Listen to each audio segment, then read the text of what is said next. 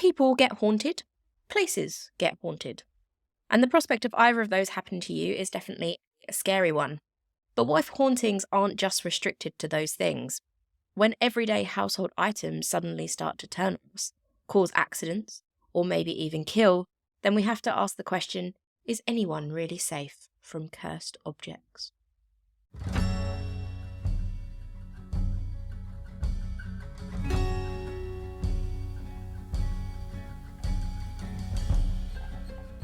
Greetings, you bunch of freaky little weirdos, and I say that as a absolute compliment because we're freaky little weirdos too. And welcome to this week's episode of Horror House True Crime and the Macabre. I'm Amy. And I am Dom. And my dear old mum used to say to me, Amy, there's no need to be scared of the dark if you're the reason things go bump in the night. And those are words that I've lived by. Dom, how you doing? That's a good motto. I thought you were going to say there's no need to be afraid of the dark if you're what the dark is afraid of, and I was like, oh, that would have been badass. God, my mum's but about no, to shit. like that's still good. You suck, Carol. Carol, don't listen to her. Like, just don't listen to her. Hey, spoiler alert! My mum didn't even say that. Nothing's real. It's nothing is what it seems. No. Also, I'm not going to lie, at the top of your intro when you were like, some people are haunted, I literally was like I thought you were going to like start with some people are horny, and I was like, I don't know where this episode is going to go from here. That's also fine. Some people are horny. Some people are horny, yeah. Some people are horny. But I got subverted when you were like haunted, and I was like, oh, okay. Yeah, that makes more sense. It's not going to be one of those. But I am good. Thank you very much. Tonight is my last night at work until I've got a nice little hollabobs, nice little 2 weeks off. Nice. This time next week, I am going to be being the biggest 32-year-old child you've ever seen while I'm living my best life in Disneyland Paris. So I'm very excited. And I'm very good. My latest tattoo is on its way to not being a scabby mess. I know this is very random, but I noticed it earlier. It's almost scab-free, but there is one massive one that I look at and I'm like, I want to pick you so bad. Yeah, don't do that. Don't do that. I'm It would always be really so lucky with my satisfying. tattoos. I don't scab. I don't really scab. Do you not? They go very dry, What? but I don't actually Oh yeah. get scabby. Yeah. So I'm My quite lucky with my that. colour But yeah. ones get proper scabby. My black ones don't. See, I don't But have my any colour colour, ones do. so maybe that's why. I thought you did have colour. Have you got No, all? I'm no sure you colour. have. No? Oh wow. Oh, I've got one tiny bit of colour. I've got from the Omen, I've got the 666. That Damien had behind his ear, and that's red. But that's the only bit of colour that I've got. Got ya. I don't know why I thought you had more than one. Turns out I don't actually know you at all. I've definitely got more than one tattoo, if that's what you mean. But no, more than one colour. colour. I know you've got. You have more than one tattoo. Holy shit! This is news This to is me. brand new information. Yeah, no, I've definitely got more than one, but no, I've just never got into the whole colour thing. It's just, I don't think it's very me. I think people would be quite surprised if I was into colour tattoos. Fair. I do prefer black. I've got a few colour tattoos. I've got one on my arm, and my leg. Like it's sort of like a pop culture space. For tattoos of like movies and TV shows and stuff that I enjoy. So that's all colour. But vast majority are black. I do enjoy myself a good rich black tattoo, I must admit. How are you anyway? I've been rambling on about myself. How are you doing? Yeah, I'm alright. I'm good. what? I had a very nice day out yesterday. It was a bank holiday, so I went to the Tate Modern and I saw some nice art. And And I then was you particularly got attracted to all of the flooded. ones that were ridiculously creepy. Yeah, this is one of the things that I've realised that I'm going to have to start taking into more consideration. So I'm kind of at a stage now where I'm not like, a massive Instagrammer, but I've got enough followers that there's someone that will comment on pretty much anything that I post at this point. So I Yeah. posted some art, and I think that opened people up to thinking that I'm some sort of art aficionado or critic, or I know what I'm talking about when it comes to art. And actually, I just posted pictures of the things that I thought looked quite cool. But then I got loads of messages saying like, "Oh, can you look at my art? Like, what do you think of this? Oh, what do you think this means?" And I was like, "Oh, I'm not qualified for any of this. Yeah. Um, Yeah. you should probably go and speak to someone who actually knows what they're talking about. I just post things that I think look good." So that was fun. That was a fun way to spend the day. Um, and it was a bit unexpected as well because I literally had the whole day out. I was posting a few. I don't even think I posted that many. I think I posted like 3 different pieces that I You thought were quite didn't cool. really. And then I literally came home and I had a lot of DMs, but I had like 37 that were literally about just art and can I show you my art? And yeah. And I was like, Can I show you my art? Yes. yeah, I hope art actually means art and not dick in this case. But I mean, you never know. You really never know. I mean, It's a true. minefield. True. I know the But messages yeah, that you so get, it was fun. it It was a wouldn't good day shock me. nonetheless. And we had a very good day out. Good. So yeah. Good. But so yeah, I'm good. And we were talking about it before we turned the mics on. Me and Ames are having a little theme park date soon. We're going to have a horror house theme park day. Oh yeah. And we are very excited because there's a little roller coaster, and by little, it's not. It's very big. That's going to be opening soon. UK's biggest and fastest roller coaster. So we are going to be there. Amy hasn't ridden a roller coaster in a long time, so that's going to be an interesting sight to see. Yeah. We're going to start off small. We're going to start off with the mean, kiddie rides, and then we're going to work our way up. I think that's probably a good idea. Just re-break me in slowly. But you're going to be the one that I vomit on if it goes wrong. So yeah, you probably will. Just prepare yourself for that. Yeah. To be fair, I'm not. Hyperion was rows of 2. Yeah, exactly. I'm not a puker generally. Like not even just on roller coasters. Like generally, I'm just not. I don't throw up very much. So I would be surprised if it happened. But if it does, then I'm getting. Yeah, you can't say that I didn't warn you. No, that's true. That's true. And what bonds people like being thrown up on, I suppose. Exactly. I'm just doing that. Just think of that. I'm just doing it to bring us closer together. That's it. Yeah. There's probably not the exchange of bodily fluids that you'd like, but I'll vomit on you. I mean, cute. I'll take what I can. Oh no, that's gross. I don't want to think about it.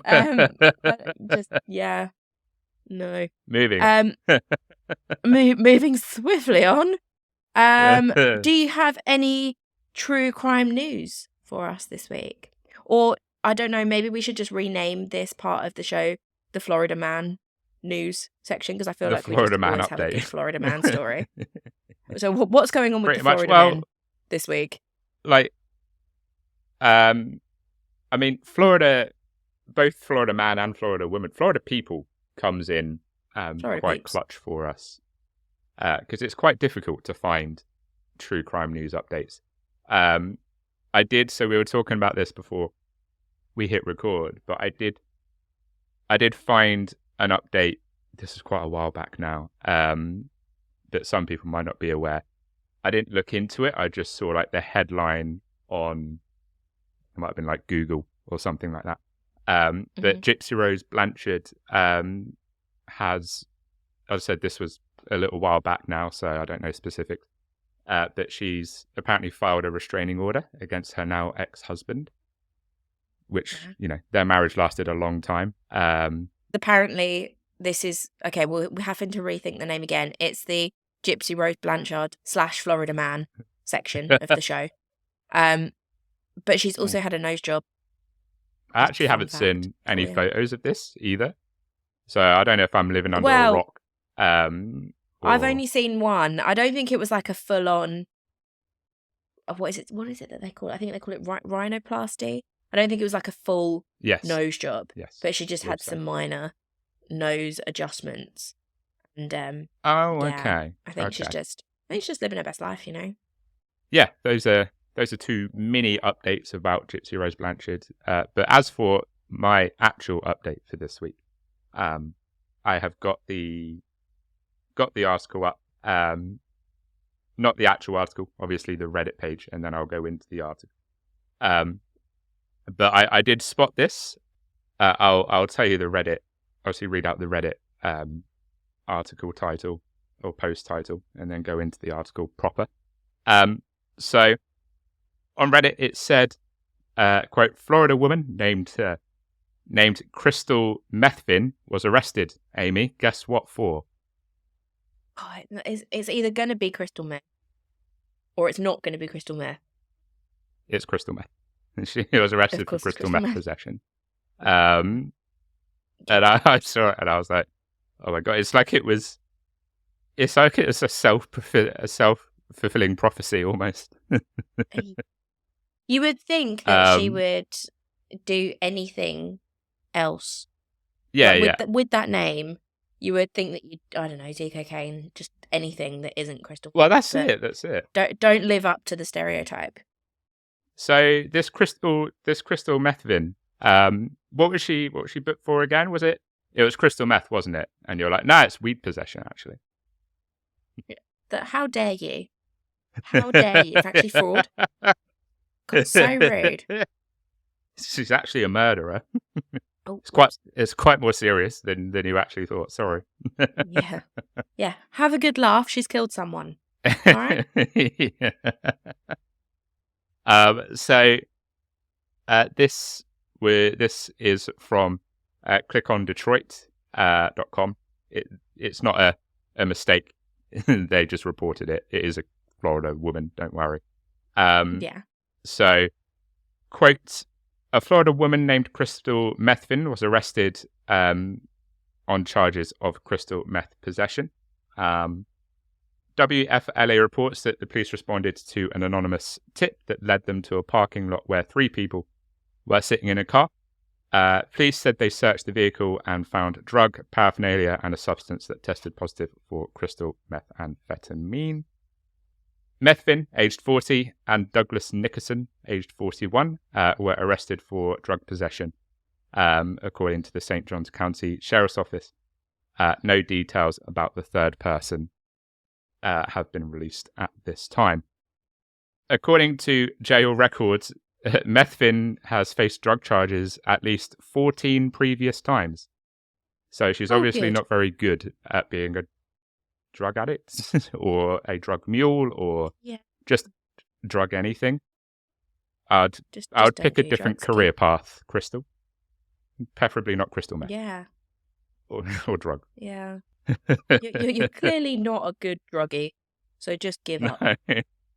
So yes, that was my little update. It was a short article, That's a good one. It did tickle me because I was like, "That's this is why you don't name your kids after drugs." Born to be a crystal meth user. It was like it was in her future almost. Oh, Crystal, make better choices. Hon. Crystal, make better choices. Also, if you're if like you're the parent and your surname's Methvin, why would you name your kid Crystal? Why would you do that? Why would you do that to your child? Good point. It's a very good point. Literally any other name would have been better. Any other name. No, I'm set on Crystal. Oh, dear I like me. It. Yeah, Crystal. We'll think about the connotations later. Like, Mum sees this article and she's like, God damn, who'd have thought? I could never see this coming. Maybe I shouldn't have actually named her Crystal. Is this my fault? Amazing. Cool. So, cursed objects. This week I am bringing you a veritable smorgasbord of cursed, possessed, and Good. haunted objects.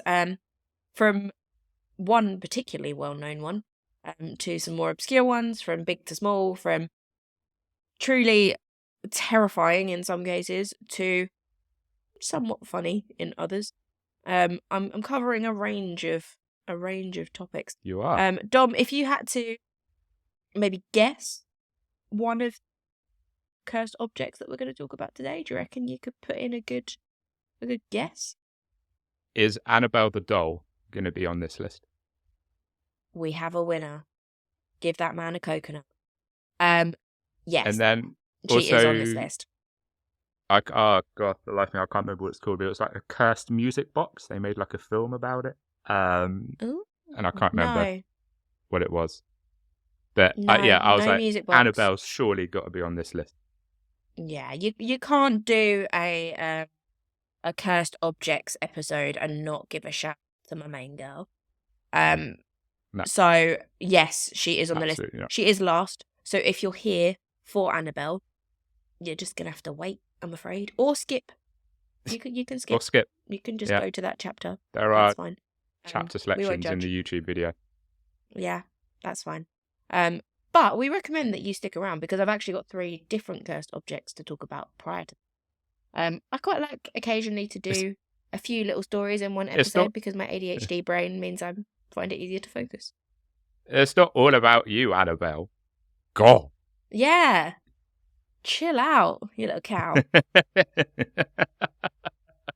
I know you've got a whole movie franchise about you, but you're getting a bit too big for your boots, love.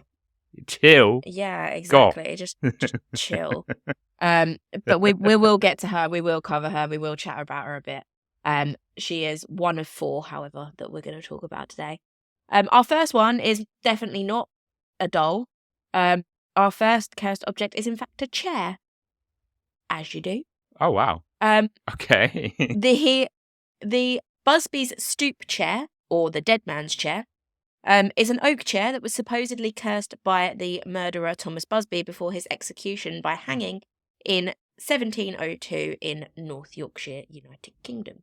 Homegrown cursed object for you.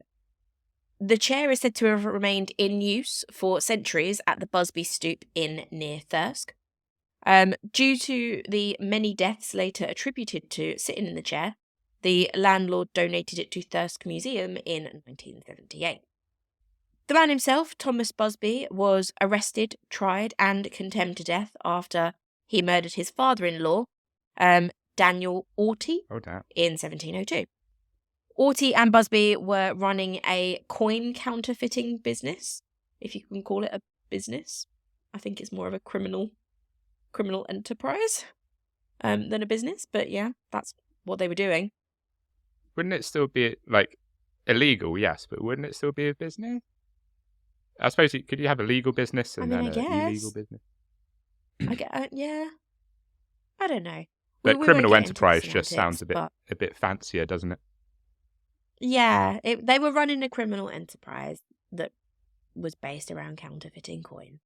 If you want to call it a business, call it a business. But nonetheless, it weren't going very well because they argued about it. And that argument ended with Busby killing Orty. In one variation of the story, on his way to his execution, he cursed the chair. While in other versions, he was drunk in the chair when he was arrested and cursed the chair then when the police came to get him. Busby was gibbeted at Sand Hutton Crossroad beside an inn, which later became known as the Busby Stoop Inn, which is where the chair resided for many years. Okay.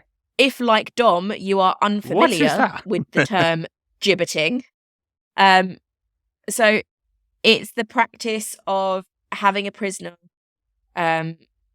or hanging, a prisoner from a type of gallows in public in chains. So they're hung, and they obviously die, but they're hung in chains in public. Sometimes they didn't hang them beforehand, They just left them in the chains and let them die of exposure. But in Oh, Busby's case, that's he was hung brutal. first, then put in chains and hung in public as presumably a deterrent for other criminals. In Busby's case, he was Got you. also dipped in tar once he'd been killed to preserve the body so that it could kind of serve as a warning for longer, supposedly. It said that on his way to the gallows, Busby's last request was to stop at the pub, obviously that was on the crossroads. And after finishing his ale, he proclaimed, quote, "May sudden death come to anyone who dare sit in my chair." The site of the execution, which is opposite the pub where he had his final ale, was on a crossroads between two roads, shockingly. And it's been said to be haunted by Busby's ghost. But that was less concerning than the chair itself, which kind of lived up to its cursed, I'm going to say nature, but rumours, like the rumours of its cursing, it lived up to them. Locals claimed that during the Second World War, Canadian airmen from the nearby airbase at Skipton-on-Swale went to the pub, the Busby Stoop Inn, which it wasn't called at the time, it would later be called that. And those of them who sat in the chair never returned from the bombing missions over mainland Europe. In 1894, a chimney sweep who sat in the chair during a night at the pub was said to have been found the following morning hanging from a pole beside Busby's gibbet post, which is pretty weird. That's a bit odd, isn't it? It's a bit strange, particularly as it was the following morning. Don't hang about old Busby's stoop. In 1967, two Royal Air Force pilots sat in the chair, and while driving back home from the pub just a few hours later, crashed into a tree and died. Oh dear. Don't use your phones while driving. Not that they would have phones at this point, but still. I mean, 1967, I think that was unlikely. But yeah. One of those big ones. So the amount of time that it's taking is definitely getting, less. It's, just a few hours later, and then they crashed into a tree and died. A few years after that, two builders were, doing what builders do and egging each other on, and they challenged each other to sit in it. And within hours, the one who was brave enough to actually take a seat fell to his death from a roof within literally hours of sitting in it. That is not a good day. Not a good day. Although you could kind of say, well, don't dare someone to sit in it. Don't wind the chair up. But even people that didn't sit in it. Anger the chair. Don't anger the chair. Even people that didn't necessarily sit in it were affected by the chair.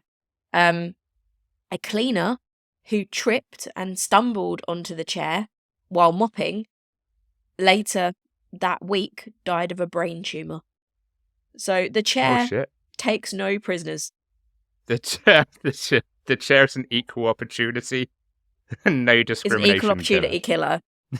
Yeah, the chair does not give a fuck if it was an accident or intentional. It will kill you nonetheless.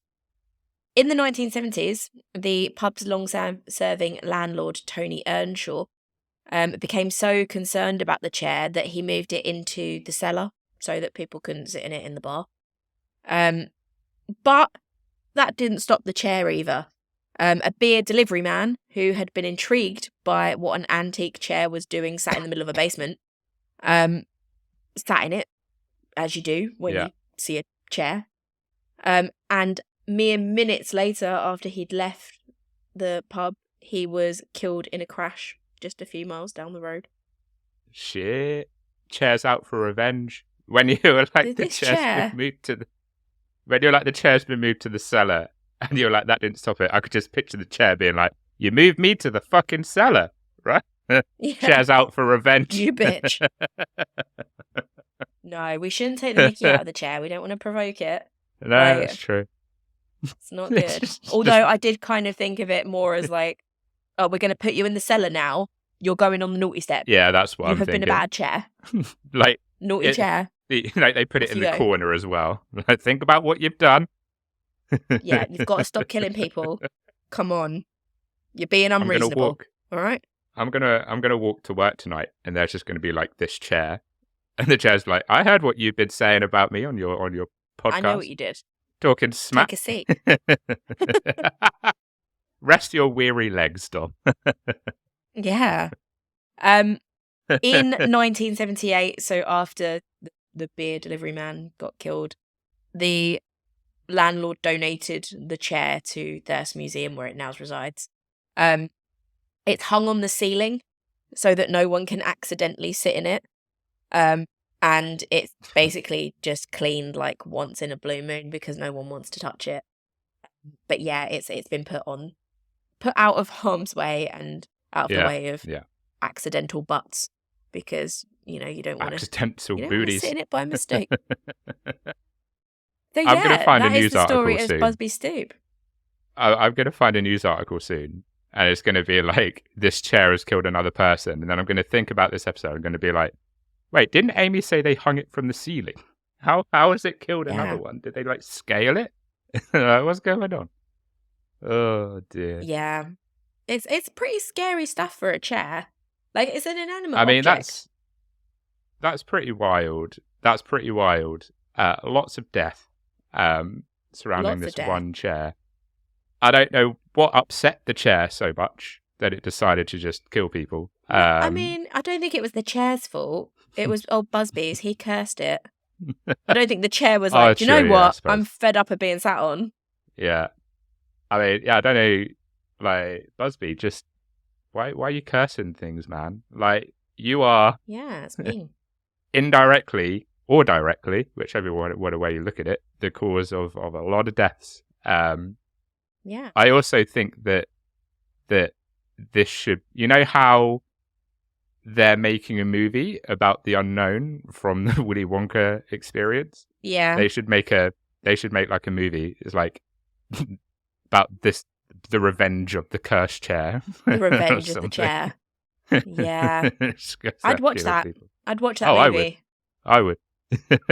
I mean, I don't know how the chair gets to anywhere, but yeah, I'd totally watch it. It's just so what? How did this chair get here? What's going on? Why do people keep sitting? Just stop it. Just put the chair. Burn it. Why are we keeping the chair? And then like a few scenes later, the chair comes back, and it's just like, God damn it! Burning things in horror films never works.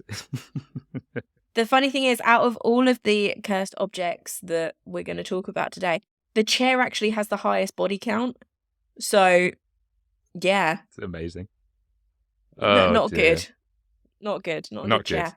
I mean, I probably shouldn't laugh because a lot of people killed. A lot of people died, but still. It's a lot of people died. Just the notion of like this cursed chair is quite it's humorous an interesting in a way. one. Hey, I did say that some of them would be quite funny, which I think we started off in a good place. Our next cursed object is not a chair. You'll be pleased to hear. It is in fact a painting. I think there are many. Oh no! It's not the one that you think. No. Okay. It's not the crying boy, which I think is one that a lot of people. Yeah, a lot of people have heard of that one. A lot of people are familiar with the story of the crying boy. That's not what we're talking about today. I don't like to be predictable. I'm already being predictable with Annabelle. So we're doing something a bit different. This is maybe a slightly lesser known one. This painting is called The Hands Resist Him. And it's a painting that was created by artist Bill Stoneham in 1972. It depicts a young boy, about 5 or sort of 6 years old, and a female doll standing in front of a glass-panelled door, against which, sort of behind them, many hands are pressed, so up against the glass. According to Stoneham, the creator of the painting, the boy is based on a photograph of himself at the age of 5. The doorway is a representation of the dividing line between the waking world and the world of fantasy and impossibilities, while the doll is a guide that will escort the boy through it. The hands against the glass represent the alternate lives or possibilities that could have happened for the boy. That sounds very artistic and very, open to Yes. interpretation. And the picture itself is fine. I don't think I'd have it hanging in my house, but it's all right. It's, good bit of art. And if Amy's like, I'm not going to have this hanging, then you know that it's something.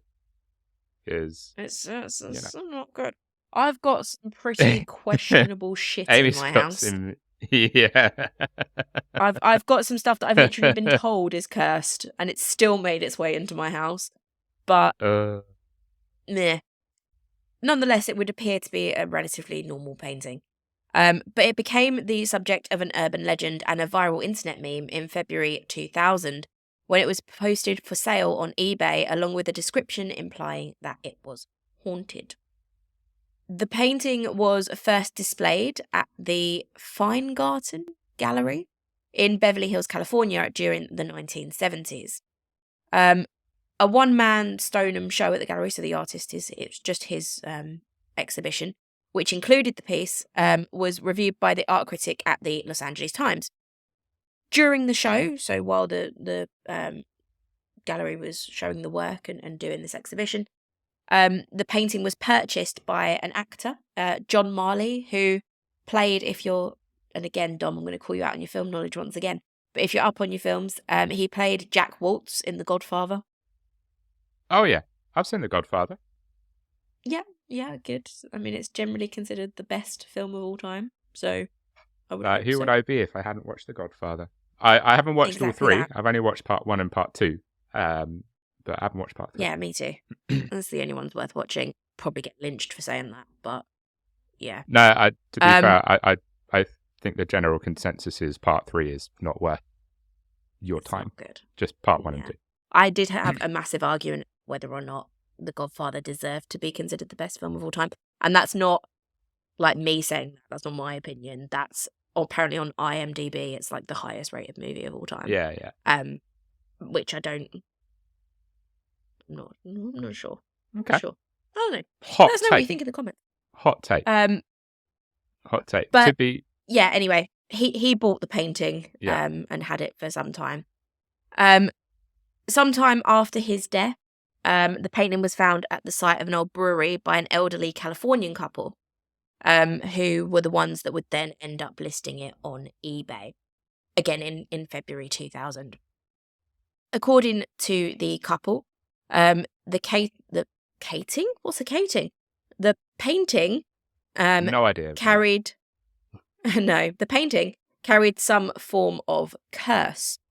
Their eBay description made a series of claims that the painting was cursed or haunted, and included in those claims were that the characters in the painting, so the boy and the doll, moved during the night, that they would sometimes leave the painting and enter the room in which it was being displayed, and also included with the listing were a series of photographs that were said to be evidenced of an incident in which the female character, so the doll, threatened the male character with a gun that she was holding, causing him to attempt to leave the painting. And they posted a series of pictures that supposedly proved. That sounds like the worst acid trip in the world. My God. Yeah. Imagine you're just walking along your house and you see that, you'd be like, man, I've got to stop taking these. Jesus. To be honest, I think if I was walking along and I saw that, I'd just kind of go, well, this seems to be between you guys. You don't need me here, right? You deal with this. I'll just go back to bed. Sounds like you guys have an issue that you need to talk. I'm going to go. You need to sit I'm down. going to leave you to it. Work this out. Sort out what you need to sort out. Yeah. And when you're done, if you could just hop back into the painting and stay there, that would be that'd be tip top. And Thank you for that. And if you do shoot him, don't pin this on me. All right, I've got nothing to do with this. This is all you. Keep this strictly paint based. We don't want any actual blood. Thank you. Yeah. There were also claims that the hands behind the glass in the painting would move, and that they would sometimes come out of the painting, things like that. The couple selling the painting also listed it with a disclaimer, saying that it basically was absolving them of the liability if the painting was purchased, because they didn't want to get blamed for Fair. anyone else Yeah, being yeah. haunted, presumably, which is fair. Smart. Yeah, smart. Yeah, I think so. That's their issue. Sorry. not Yeah. Why do you think I'm selling it? mine. Made it very clear it I was don't want to deal with haunted. this. I didn't force anyone to buy this. It's their decision. Exactly. As you can imagine, for 2000 and eBay and the Oh, yeah. nature of the internet, news of the listing was very quickly spread by internet users who forwarded the link to their friends or wrote their own pages about it. Some people, obviously, the painting was then like really widely publicized, and a lot of people saw it. Some people claim that simply viewing the photos of the painting made them feel ill or have unpleasant experiences. And eventually, the auction page or the listing was viewed over 30,000 times. Damn. It did eventually sell for not a massive amount of, well, it is quite a lot of money, but not a huge amount of money. It was $1,025, which you too could have a Wow. cursed painting for just over $1,000. Stoneham, the artist of the creator of the painting, commented when it was sold that he was really surprised by the stories surrounding it, and looked at some of the photos and actually said that the supposed gun that the doll was holding to the boy was actually something that he had painted, and it was just a mess of Yeah. Sorry, it wasn't something that he had painted. Oh, it wasn't. In the Okay. picture it was just like wires and just crap that they'd put Yeah. near it to make it seem like that. Yeah. So he kind of disparaged the idea that it was haunted, but what he did say, and that he acknowledged quite publicly, was that the gallery owner who had first displayed the piece, the auctioneer who had sold it to the couple when after Marley died and it went to auction, the auctioneer that sold it, and the art critic that first reviewed it for the Los Angeles Times, all four of those people technically all died within a year of coming into contact with the painting. Interesting. That seems to be sort of the trend for cursings. I remember when they opened Tutankhamun's sarcophagus or tomb, and like loads of people died in quick succession. They were like, "Oh no, this is like a curse and stuff." So I don't know. It seems like when there is a curse object and a load of people die in quick succession, it seems like people are very much like, "Oh, it's it's the cursed painting, or it's the curse of Tutankhamun, or it's the curse of whatever." Exactly. Also, I would have liked to have seen this eBay listing, because if it's anything like Craigslist used to be, like that would have been wild, because the stuff that I've seen, I've watched videos of just the weirdest things that you can find listed on Craigslist, and it's wild, absolutely wild. Yeah. I think this was maybe before eBay was quite as closely vetted as it is now, because I don't think you get away with posting disclaimers that you weren't responsible for, any hauntings or whatever. I don't think you get away with that. But yeah, the fact that you're posting pictures of the thing itself and then evidence of things that it's done as a way of selling it is definitely interesting. And someone still bought but someone bought it, so Yeah. obviously worked. Yeah, exactly. I think, see, that's me. This is probably how I'm going to end up dying, because I just get too curious. From a curse painting. Yeah, that's basically how you sell things to me. You could put anything in front of me and go, "Yeah, it's cursed. Cursed, that is. It's killed someone," and I'd be like, "Shit, really?" Cool. How much Give do me you my want? money. Let's do this. Let's do this thing. So yeah, I probably would have bought it as well. I'm not going to say it's not a very good painting because I'm not an art critic, as we've established at the start of this episode. I'm not an art critic, Yeah. but it's not one that I would particularly be like, oh my God, that's amazing. I need to have it. It's not like a particularly interesting painting. So I think maybe if you were wanting to sell it and it wasn't doing as well as you might have hoped, then saying it's cursed might not have been the worst idea. And to be fair, it would probably make people more inclined to buy it because they could be like, exactly. Look at this. Look at this painting I bought. It's cursed. This is my like you cursed could use painting. that as sort of a flex, I guess, couldn't you? I've got a painting that, I mean, we can post a picture of it. I don't mind. I absolutely love it. It's a really, I think it's beautiful, but it's a very sad. I'm looking at it right now. If you can see me looking off to the side on YouTube, it's because I'm. But it's a very sad man, and he's got like cut lips, like a Chelsea smile. They've cut. And it's haunting. It's a really, really haunting painting. And if anything's going to be cursed, I would assume it was that. Like I say, I'll send a picture. We'll put it up on screen, and you can let me know what you think. But but that one, I was like, hey, if that's cursed, I don't care because I love it and I want it. So I'm not adverse to the idea of buying something cursed, and I think that would probably sell it to me. So there's definitely people out there that would buy it for that reason, I think. Oh God, yeah. Absolutely. So those are our first two cursed, haunted, possessed. I'm not even sure which category they fall into. But items, I think that's probably a good place for us to take a little break. What do you think? Yeah. I'm going to double check my paintings to make sure they haven't changed position since we started this episode. Probably best. And if they have, just take some pictures in case you want to put them on eBay later. Yeah. And I'm going to double check the chair that I'm sitting on isn't cursed either. Because, that could end badly. Yeah. We don't want you to die at the end of the episode. No. Although the YouTube views would be insane. At the end of the episode, I'll just put like a message being like, Dom has been taken back to his home planet. And it's just a picture of me like being lifted up off the screen. Just the chair levitating away. Cool. In that case, we will take a few minutes and we'll see you back here very shortly.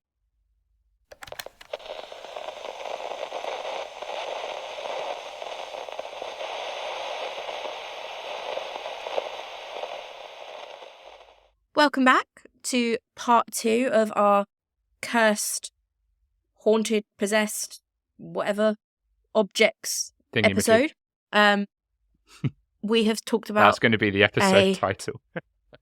Yes, it is. All of those words. So we've talked about a chair and we've talked about a painting that's been cursed.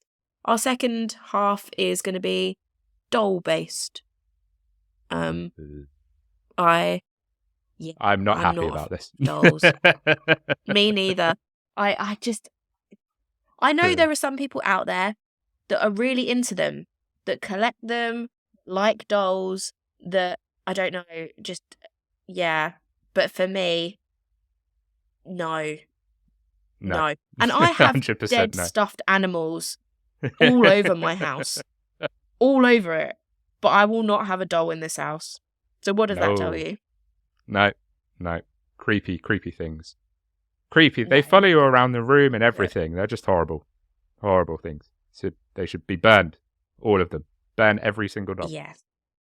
Agreed. Well, if you think that now, wait until after part 2 of this episode because we're only going to hammer that home harder. Again, if you're a massive Annabelle fan, sit tight. We are getting there. We're going to get there. We're going to talk about her. But before we do that, we have another doll who isn't quite equally as famous, but has had a movie made about him. So, he's getting there. Dom, if I said to you the words Robert the doll, that ring any bells with you? Yeah. Yeah. Robert the doll originally belonged to Robert Eugene Otto, or Gene, an artist described as eccentric who belonged to the prominent Key West family. The doll was reportedly manufactured by the Steiff Company of Germany, who, if you know much about toys and antique toys, really freaking expensive. The Steiff are like the Rolls Royce of stuffed animals and toys generally. So they're a very, very expensive company. Yeah. And Robert was purchased by Otto's grandfather while on a trip to Germany in 1904, and given to Otto as a birthday gift. The home where Eugene lived, which is now called the Artist's House, is located at 534 Eaton Street, and was built between 1890 and 1898. It was here that Jean was given Robert the doll, and where a friendship that lasted throughout his lifetime, as well as beyond it, was forged. While he seemed like an ordinary cloth doll, it wasn't long before Robert was involved in strange and somewhat terrifying events. Which, again, if you have heard of the name, you might have guessed. The first hint that something was a bit odd about old Robert happened one night when Jean, who was only 10 years old at the time, awoke to find Robert sitting at the end of his bed, staring at him. Reason number 1, check them off. This is why we don't have dolls. Yeah. Moments later, his mother was awakened by his screams for help, and the sounds of furniture being overturned in her son's bedroom. Jean cried for help, begging his mother to rescue him. When she was finally able to wrench the locked door open, she saw poor Jean curled up in fear on his bed, with his room in absolute shambles, furniture everywhere, and Robert the doll was sitting at the foot of his bed. Okay. So Robert the doll, obviously, is a dick. But he's obviously at the gym getting those gains because he's flipping chest of drawers. He's flipping tables. Yeah, he's this boy. doll has got the, he's edge. He's the mum flexing. comes in and Otto's on the floor and then Robert's just flexing, being like, "You mess with me, this is what happens. This is what you get." Your wardrobe getting flipped, son. He's just standing there, just being like, "This is what happened." Yeah. Yeah, he's not the nicest of dolls, not the best mate. No. For your little boy to have at 10 years old. We know you're a strong Robert. There's no need to flip the fucking chest of drawers, mate. You need to show off. Calm your shit. Yeah. What? Get back to your corner. Go on off your pot. That's pure mahogany. How dare you? You gonna pay for that, you little shit? The dear. incident with the locked bedroom wasn't the first. Wasn't the last incident. Jean's parents would often hear their son upstairs talking to the doll and getting a response back in a completely different voice. Okay. As you do. They reported seeing the doll speak and witnessing his expression change. Giggling and sightings of Robert running up and down the steps and staring out of the upstairs windows were also reported. Robert continued to live with Jean throughout his lifetime, and after Jean's parents died, he moved back into their home with his wife, Anne. So yeah, obviously Jean kept the doll the entire time, grew up, got married. Doll's still there. Jean decided that given everything that had happened with Robert and his, very unique nature, that he needed a room of his own, and placed him in an upstairs room, that had a window overlooking the street because he liked looking out the window, so why not? Why give him? He didn't think to maybe get rid of the doll. So that's fine, I'll just give him his own room. He's just a bit annoyed that he doesn't have his own bedroom. That's all it is. Yeah. If we have given him his own room, it'll be fine. Yeah, if we give him his own room, he'll chill out, he'll stop, being a freaky little bitch. Yeah. Maybe. I mean, shockingly enough, Anne, Jean's wife, felt a little bit uneasy having Robert in the house. And although she couldn't put her finger on why it was that she wasn't too keen to have him there, she wanted to lock Robert up in the attic, where he could, do no harm and be wandering around the house, supposedly. Jean, although he wasn't massively happy about it, he conceded. But as you've probably guessed, Robert wasn't particularly happy about being locked in the attic. Yeah. After being relatively well behaved for a number of years, after his little stint in the attic, soon visitors to the home would hear footsteps coming from up there, the sounds of someone pacing back and forth, and devilish giggling. I'm not sure how that's different from normal giggling. No. Yeah, what constitutes devilish giggling? Also, just the whole sentence of he was kind of well behaved when he was in the attic is wild. Yeah. I mean, he had been in the house up until that point, and he had his own room, and he hadn't done too many weird things. Yeah. And then all of a sudden, you put him in the attic, and he's like, "Nope, this is not going to happen." He's been really kicking good. It back up. He's been really good lately. He hasn't flipped any tables recently. He hasn't, had a little wander around the house. He's getting better, Yeah, maybe it's time to get rid of him. He's like, no, mate. I mean, personally, I would think, maybe yeeting him as far as you could possibly yeet him would be a better option than chucking him in the attic. But okay. Yeah. Neighborhood children reported seeing Robert watching them from upstairs windows, despite him having been locked in the attic, and told of accounts of the doll actually mocking them from the window. Not really sure how you would do that, but still. When Jean heard about this, he immediately went to investigate, knowing that he'd locked Robert in the attic, and there was no way that he could be doing what the kids were saying he was doing, which was sitting in upstairs bedroom windows. To his shock, when he opened the door to the bedroom, when he got in, there was Robert sitting in the rocking chair by the window. Jean locked Robert back up in the attic several times, and each time he would go out only to come back, find Robert sitting in the same rocking chair in the upstairs window. What constitutes Robert mocking the kids? That he's, just honestly not creepily staring? I can just picture, the kids being, just going to Robert being like, "Oh, look, attic boy. Ha, ha, ha." So, and Robert's just like, attic boy. Ha, ha, ha, ha, ha. Yeah. But still, I mean, I think we're, overlooking the fact that this is a grown-ass man locking a doll in an attic, and the doll still ending up back in a bedroom window. I'd be freaked out. Yeah.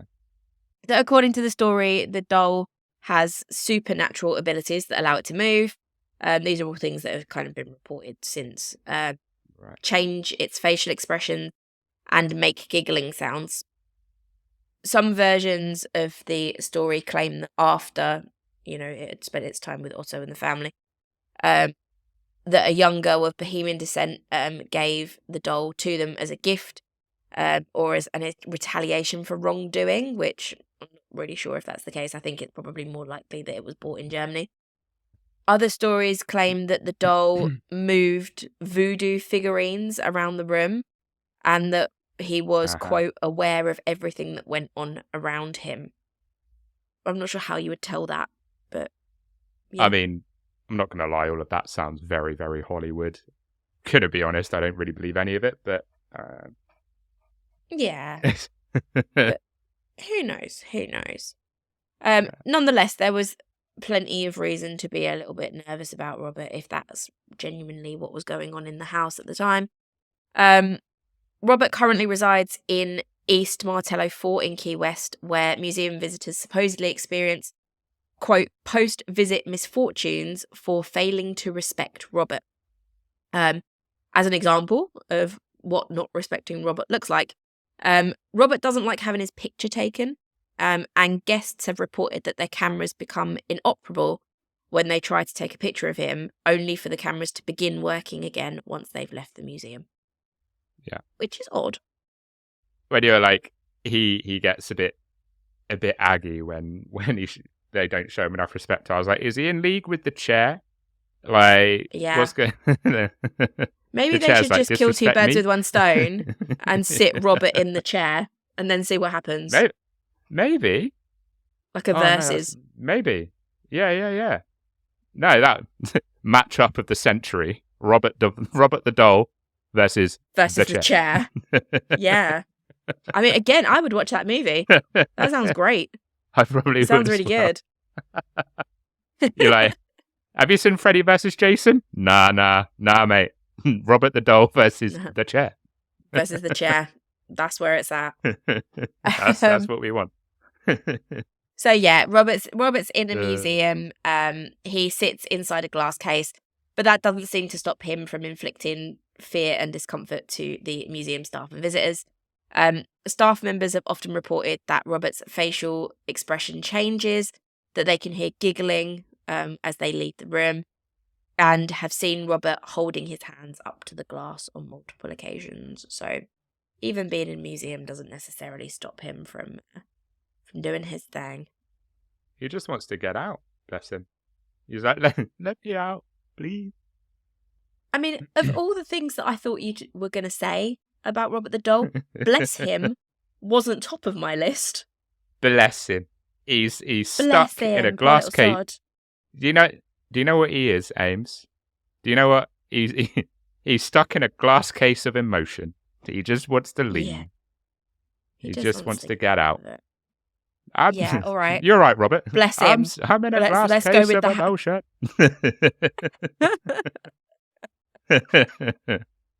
So that is Robert the doll, the first of our 2 doll stories. And if I had a drum roll sound effect, I would play it now, because if you are one of those people that has been waiting for the Annabelle story, here it is. We are diving in right at this very, very moment. I'm not going to talk too much about the Conjuring side of things. That's not. I'm not doing a movie review. We're just talking about the actual doll and the... Yeah. I'm going to call it a true story, but only in the sense that it was a story that someone in real life told, and not in a movie. How true it is up for debate. But the true side of the Annabelle story. So, yes, she is a central focus of obviously the Annabelle movies, and she also appears in the Conjuring universe. But she was a real doll, a real, toy, in theory, for a child. Annabelle is allegedly... Oh, sorry, go on. Sorry, you're probably literally just going to say, but she was just like a very normal Raggedy Ann doll, wasn't she? Like, she's just very, very plain. Sentence, Dom. Like, yeah, I thought it would be. Yeah. Sorry. It's fine. Sorry. You jumped the gun, mate. Sorry. No, it's fine. Not a problem. Yes, so she was just a standard Raggedy Ann doll, who is now housed in the closed occult museum of the paranormal investigators Ed and Lorraine Warren. Dom, don't do that face. They were going to come up when we were talking about this story.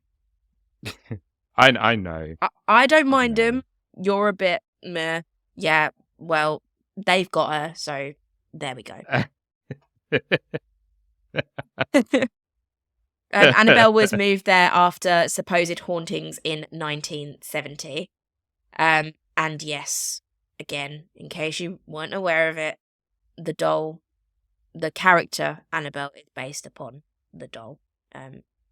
So, yeah, this is the story. Which the movies make far, far creepier than the actual doll. Yes, they do. For some reason, I was like, it looks exact.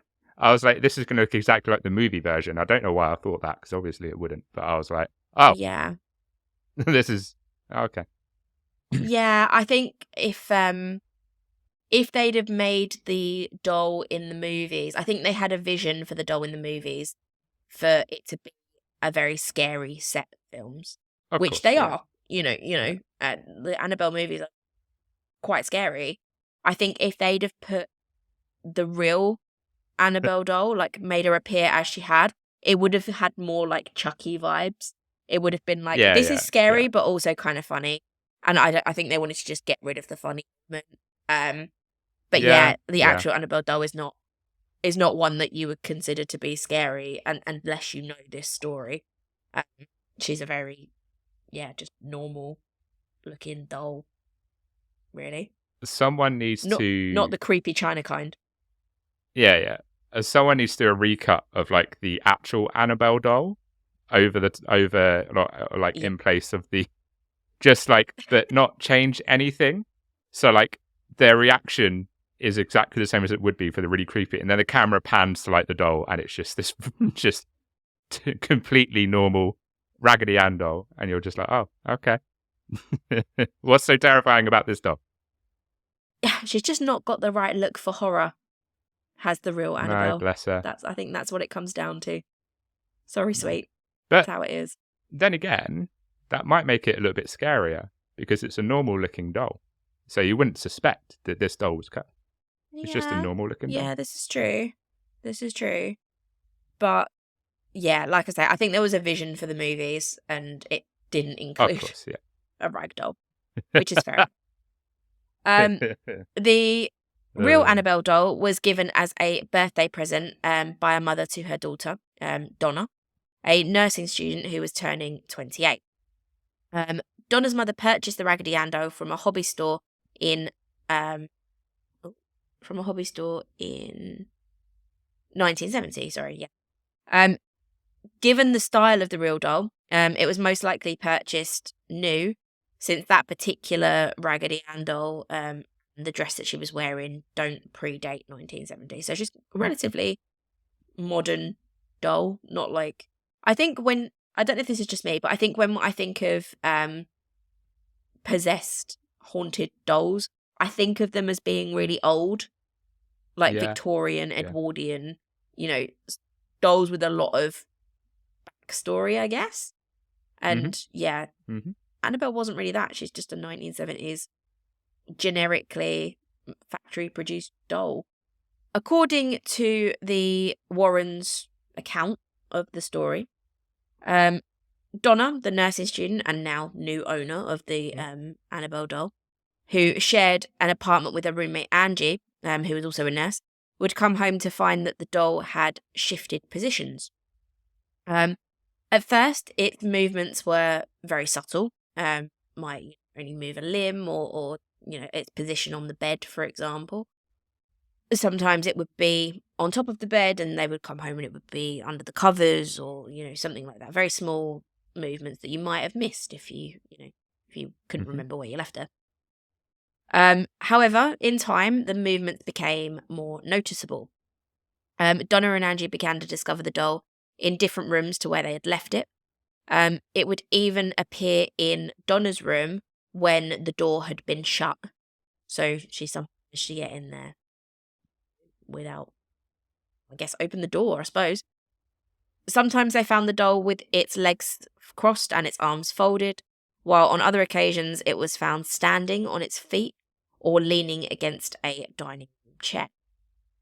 They even discovered the doll at one point kneeling on a chair, which was odd because of like the nature of a rag doll, it had to be made to kneel. Like a person had to make it kneel, and if it wasn't being held, it would fall over. So the fact that it was kneeling on its own is pretty weird. Interesting. I was like, my lack of knees ain't going to stop me from doing this. Yeah, I'm gonna kneel, bitch. She'd also do other stuff, which was maybe a little bit concerning. Donna would claim that she would come home to find penciled messages, written in childlike writing on parchment paper. The messages read things like "help us" and "help Lou." Lou was Donna's roommate's fiance, who would sometimes stay with them, and she would send messages to him. What made the messages even more strange was the fact that Donna didn't keep parchment paper in the apartment, and when she found the messages, she had no idea where the paper that they were written on was coming from. I think I do remember that in the film, actually, the parchment paper and the little notes and stuff.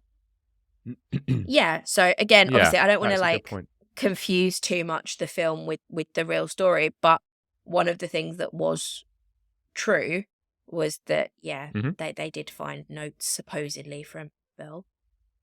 Annabelle's got the hots for Lou as well. I can see you, Annabelle. Yeah. You know. Yeah, which if I was Lou, I'd be a little bit concerned about. And he was. He was very concerned about it. Yeah. Lou, for obvious reasons, because he'd been included in the notes, wasn't particularly fond of Annabelle. He was pretty convinced that it was, evil and not a good thing to have knocking about the apartment. And his suspicions were confirmed when one night he awoke suddenly from quite a deep sleep and realised that he was unable to move. Couldn't move his arms or legs. It was stuck. And when he looked, he saw that the Annabelle doll was at his feet. He watched it glide up his leg and over his chest. Before he knew it, the doll had seemingly begun to strangle him until the point that he blacked out. He woke up the next morning and maintained pretty much throughout the rest of his life the experience wasn't a dream. It was very real. Although sleep paralysis is a thing. So yeah, I was about to say sounds very much like a sleep paralysis episode. I've never had sleep paralysis myself, but from what I've seen and heard, it sounds very much like what would happen during a sleep paralysis episode. Also, not very consentful, Annabelle. Just saying. That's a bit SA, Come on. You've got to check they're okay with choking before you just go grabbing away. Exactly. Do you reckon it? He was like, Annabelle, we're just too different. You being a doll, obviously. And then Annabelle was like, well, and then this is her plan. But just consent, Annabelle. It's not difficult to ask for consent. Just see if he's okay with it before you go up and strangle him. Maybe. Yeah. I mean, it's just polite. Just polite to ask. It is. Yeah. I mean, as you can imagine, though, Annabelle wasn't massively happy about being rejected by Lou. If we're calling them sexual advances, then she wasn't happy about that. Because on a later occasion, Lou and Angie were studying maps to prepare for a trip that Lou was taking the next day, when they heard rustling coming from Donna's room, which was where most of the time Annabelle lived. Lou approached the closed door and waited for the noises to stop before entering. He turned on the light and saw that Annabelle was laying on the floor in a corner. He walked over to the doll, but as he did, he began to sense that someone was behind him. He spun around, but saw that no one was there. However, in that instant, he found himself doubled over and grabbing his chest, which he now found to be bleeding. Upon inspection, he discovered 7 claw-like scratches on his chest, 4 horizontal and 3 vertical, that were hot like burns. Strangely, the scratches healed very rapidly and only last for a couple of days. But there are pictures of them online. I personally think she was trying to do a hashtag. I think she was just trying to get trending. What do I know? Sounds like she was hashtagging her man. Like I could just picture, right? Yeah. Like I could just picture like,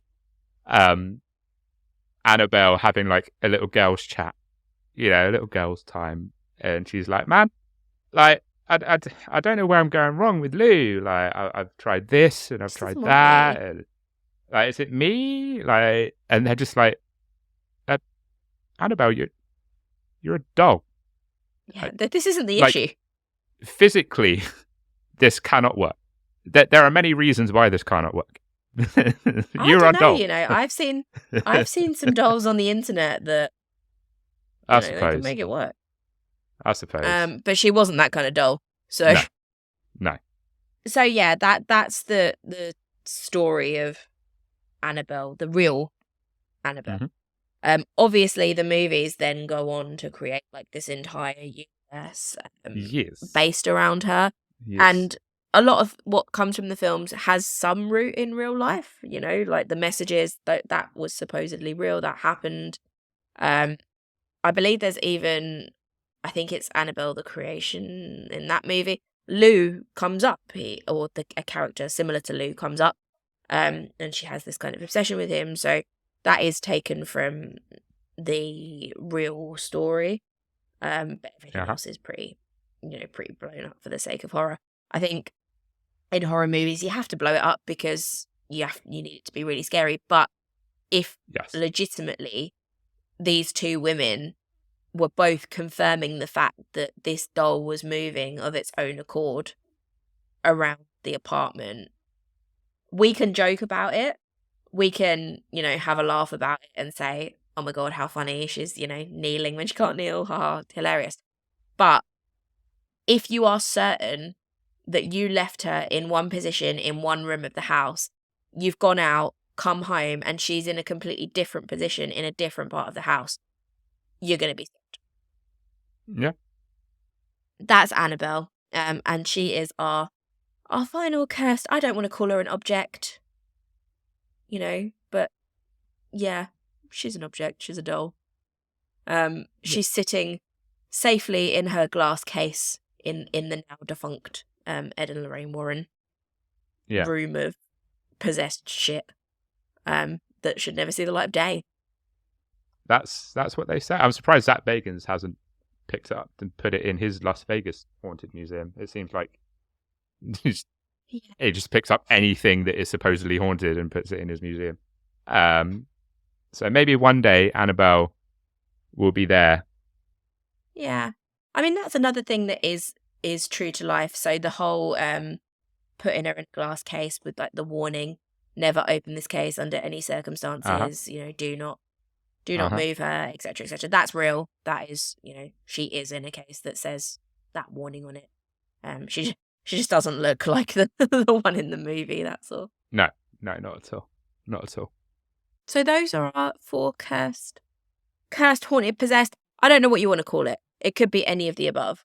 But those are our 4 objects. I think none are scarier than the chair, personally. Do you reckon it's like this really beautiful carved chair as well? Like it's absolutely gorgeous. It's not. No, I mean, again, we'll put. We've got the pictures. Yeah, we'll put. It's an It's an old chair, but it's not like. It's not particularly tempting to sit in. No one's going to look at it and be like, "Cool, that looks comfy as all hell. I'm going to sit right in that chair." It's just a chair, but which is probably how it claims so many victims, because you'd look in it and think, oh well, that's just a chair. I'll sit in that for a minute. Yeah. Take the weight off. That's then legit next how thing it gets you know, people. Boom, dead. Yeah. That's how it gets people. People are like, oh, that's a nice looking chair. I think, well, I don't know, the leg's a bit tired. And then the chair's literally like, come on. Go. Come on, good, go on, sit down. Good. I've been hung on the ceiling for years. I need just one. I've said it many, many times. This won't be the first time this has come out of my mouth, but I just need a good ass on my face. Yeah, why is that? The chair's like, I need some booty cheeks. It's been a while. I need Give me them. Give me those booty cheeks. What a strange place to end the episode on. Dom, why don't you see us out with something slightly less weird? I mean, I think I've seen worse. Heard worse, even. No, that was a fun one. I do enjoy doing episodes that are about like haunted places or people, or cases of supposed demonic possession. And I said during the break that a while back I was looking at sort of cursed objects and stuff to do an episode about it. So I'm glad that we've got it done, and you did a smashing job as always, my love. Smashing job. Thank you. That's okay. But yeah, very interesting episode. I know probably I can imagine there are probably people that are probably going to be like, you're such a skeptic, Dom. And I mean, do I necessarily believe any of those are haunted or cursed? No. But I I say this on every paranormal centered episode. I do love spooky stuff and paranormal stuff. I don't have to believe in it to find it entertaining. And exactly. It's interesting to hear about these objects as well, because some of them I hadn't heard about. I hadn't heard about the painting, hadn't heard about the chair. So that was very interesting to hear about the stories and the lore behind that. I knew kind of about Robert the Doll, not a lot, but a little bit. There is a movie. There's a Robert movie. It's not great, but Oh, okay. I was about to say I'll give it a watch, but maybe not. But there's plenty of other cursed objects, treasure, all sorts of things that I could have included in this episode. So if you're listening and thinking, oh my God, Amy, how can you be talking about some chair but not be talking about this? Then let us know in the comments, drop it in the Q&A and maybe we'll do a secondary cursed things episode. But yeah, these were the 4 that I liked. So, and I wrote the episode, so fuck you.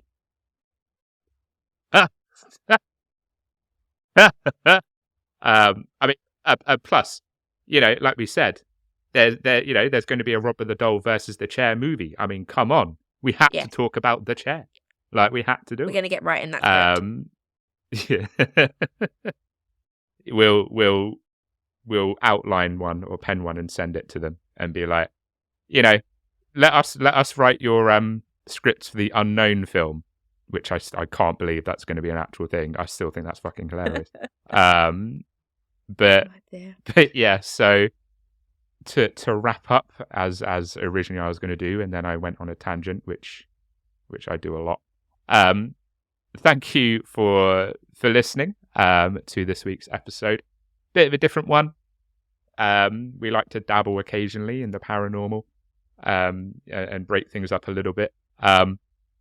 As said at the top of the show, I will be living my best childhood-like life in Disneyland this time next week. So there won't be a new episode from us next week. I'm going to try and get an episode from one of our friends, so someone who we've collabed with in the past, or someone that listens to our show, and I'm going to try and get an episode that we can feed drop for next Friday. If not, then it won't be next Friday, but it will be the Friday after that we'll have a new episode. So if not, there'll be the heart grow fonder. Yes, exactly. We like to make you miss us every so often, because we're mean like that. So yeah, there there might be a feed drop next week, but if there won't be a feed drop, then there won't be an episode next week. I will tell you, however, what my next episode is going to be. I will give you a little bit of a tease as to what my next episode is going to be.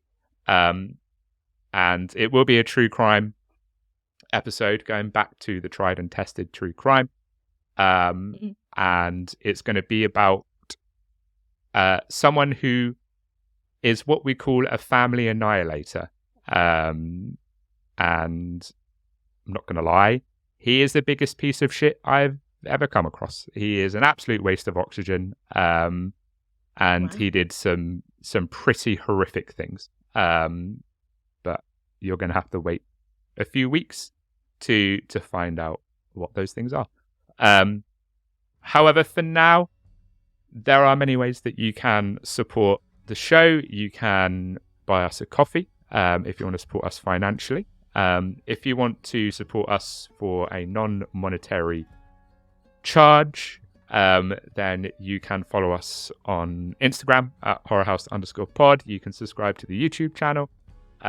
You can follow us on your podcast app of choice. You can DM us. You can shout us out on social media. You can PayPal us.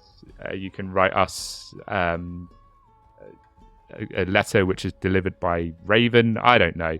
Do something. Anything, really. Whatever it is you decide to do to support us, we're happy with it. You can do anything. Send a but carrier just remember pigeon. that consent is important. Yes, exactly. But for now, all that's left to say from me is until next time. Very aptly for this week, stay spooky. Stay spooky.